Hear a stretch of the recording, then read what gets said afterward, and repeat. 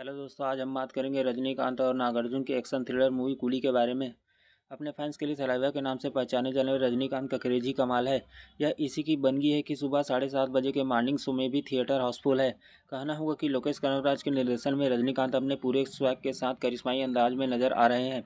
कहानी की जटिलता को नज़रअंदाज करके आप अगर रजनीकांत के फैन के रूप में थिएटर जाकर कूली का आनंद उठाएंगे तो आपको रजनीकांत का सिगरेट के फ्लिप वाला सिग्नेचर स्टाइल, उनकी लहराती चाल और दुश्मनों को धूल चटाने वाला धुआंधार एक्शन भरपूर मजा दे जाएगा।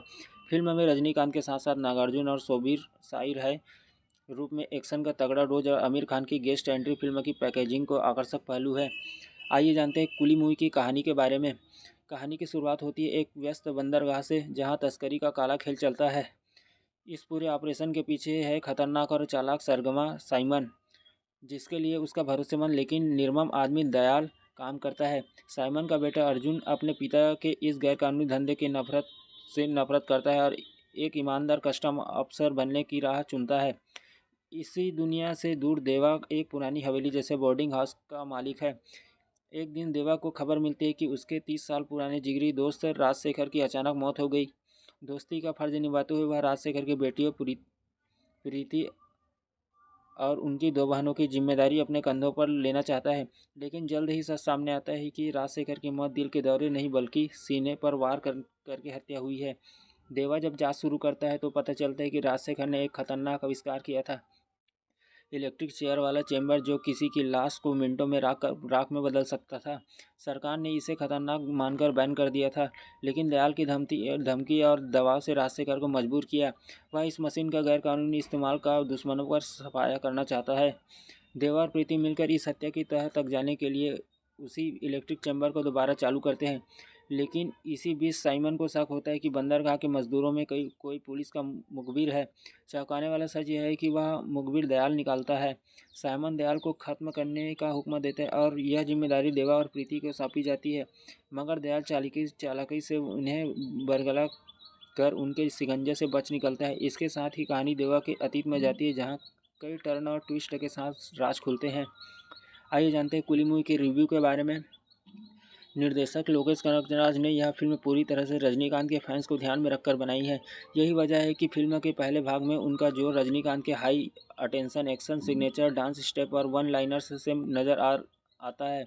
फिल्म के पहले भाग में वह कहानी और किरदारों को स्थापित करने में वक्त लगाते हैं, इसलिए फिल्म थोड़ी स्लो मालूम पड़ती है। मगर सेकंड हाफ में वे एक एक करके अपने सारे पत्ते खोल देते हैं। हालांकि 2 घंटे और 50 मिनट की ये लंबी कहानी कई जटिलताओं से भरी है, जिसमें कुछ सवालों के जवाब नहीं मिलते, लेकिन निर्देशक ने अपने हर किरदार को तवज्जो देकर उसे विशेष बनाया है। सेकंड हाफ में आमिर खान समेत और भी कई कमियों जो फिल्म के लिए एड ऑन वैल्यू साबित होते हैं। रजनीकांत और सत्यराज की व्यवस्था दिखाने के लिए एआई का बेहतरीन इस्तेमाल हुआ है।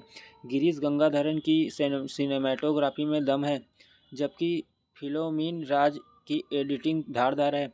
फिल्म का रोंगटे खड़ा कर देने वाला एक्शन इसकी जान है। अनिरुद्ध का म्यूजिक विषय के मुताबिक है, जबकि बीजीएम नंबर 1 है। रजनीकांत के फैंस के लिए यह उनकी एक विजुअल ट्रीट साबित होती है, जहां थलाइवा की दमदार वापसी हुई है। पर्दे पर उनकी मास अपील और चपलता उसके थलाइवा के नाम के चरितार्थ करता है। एक्शन के साथ साथ वे इमोशनल दृश्यों में भी अपनी सीनियरिटी का परिचय देते हैं। 74 साल का ये मेगा स्टार पर्दे पर अपनी जादुई क्षमता का अपरिचय देता है और दर्शक सीटियों मारते और तालियां पीटते नजर आते हैं। साइमन के रोल में नागार्जुन एक परफेक्ट खलनायक के रूप में रजनीकांत से लोहा लेते हैं। दयाल के रोल में शोबिन शाहिर एक खूंखार विलेन बनकर खौफ पैदा करते हैं। साथ ही वह डांस नंबर में अपने मूव्स से हैरत में डाल देते हैं। प्रीति की भूमिका में श्रुति हसन ने यादगार काम किया है। कल्याणी के किरदार में रचिता राम एक सरप्राइज पैकेज के रूप में सामने आती है। उनके एक्शन सीन्स काफ़ी रोमांचक है। कलिसा के किरदार में उपेंद्र जानदार है। राजशेखर के रोल में सत्यराज अपनी दमदार मौजूदगी दर्ज करवाते हैं, जबकि क्लाइमैक्स में आमिर खान का कैमियो तुरुप का इक्का साबित होता है। सहयोगी कास्ट भी दमदार है। क्यों देखना चाहिए यह मूवी? रजनीकांत के स्वैग, एक्शन और इमोशन के लिए फिल्म जरूर देखना चाहिए। दोस्तों, ऐसे वीडियोस देखते रहने के लिए वीडियो को लाइक, शेयर और चैनल में नया हो तो चैनल को सब्सक्राइब जरूर करें।